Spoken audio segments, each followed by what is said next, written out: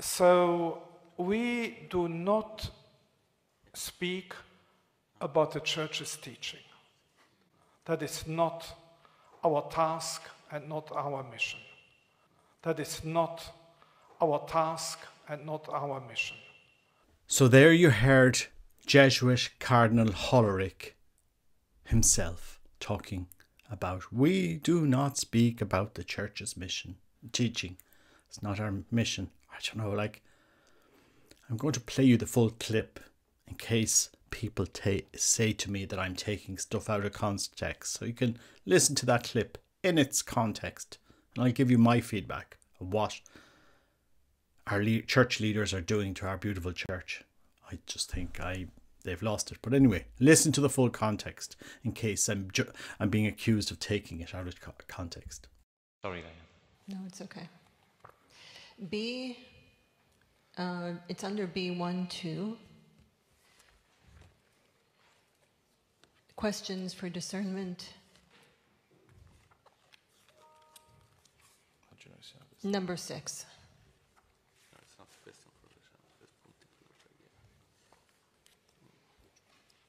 So here, 2 questions are asked. I'm quoting from the document.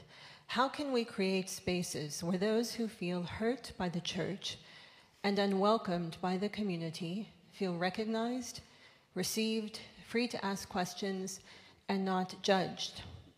In light of the post-synodal apostolic exhortation Amoris Laetitia, what concrete steps are needed to welcome those who feel excluded from the church because of their status or sexuality? For example, remarried divorcees, people in polygamous marriages, LGBTQ plus people, etc. End of question. Isn't the only possible answer to these questions that for these people to feel fully accepted, the church must change her teaching on the inherent immorality of any use of the sexual faculty outside of a lifelong and exclusive monogamous union of one man and one woman? And why would that subject be up for discussion? And as a second question, very practical, was Pope Francis given the Instrumentum Laboris before? Has he seen it and read it? Thank you. So I think Pope Francis has seen it, and he has approved the question. So we are here speaking about questions. And it is about welcoming, walking together. How people will react to that. There will be people who would like to walk with us as church. Other people can choose not to walk with us. But we must be ready to welcome people. If I look to Christ's behavior, I like to give the example of Zacchaeus climbing on the tree to meet Jesus. So he must have had a deep desire, something in his heart. There were other publicans who did not do that. And this Zacchaeus then encounters Jesus. And Jesus establishes a contact with him.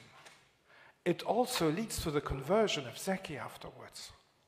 So it doesn't mean that Christ changed his way about seeing public sinners, like Zacchaeus was one for the Jewish people.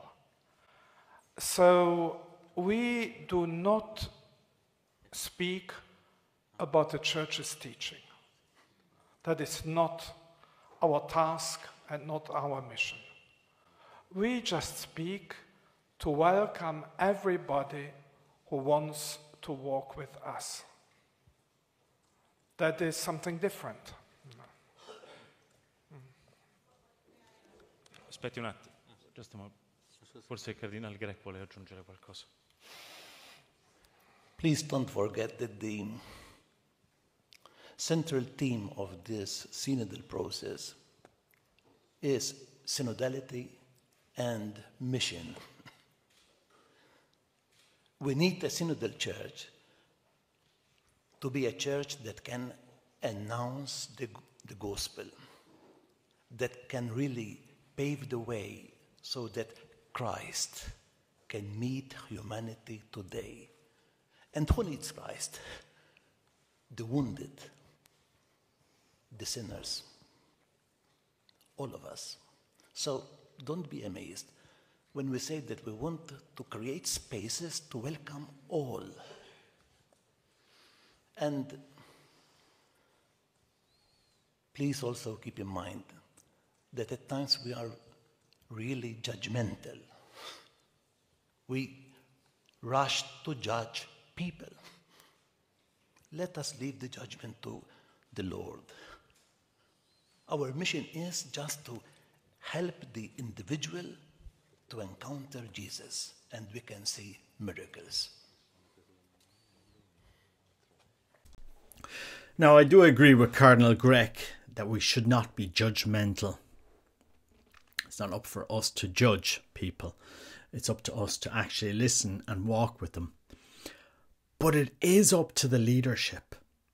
It is up to cardinals to preach, teach, and lead in the faith.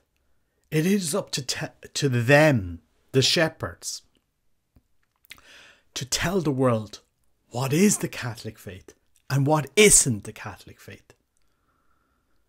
You know, I wouldn't jump in and in some environments, I'm not a cleric, and ram my faith down somebody's throat that doesn't want to listen to it, doesn't want to hear about it. You know, I wouldn't do it. But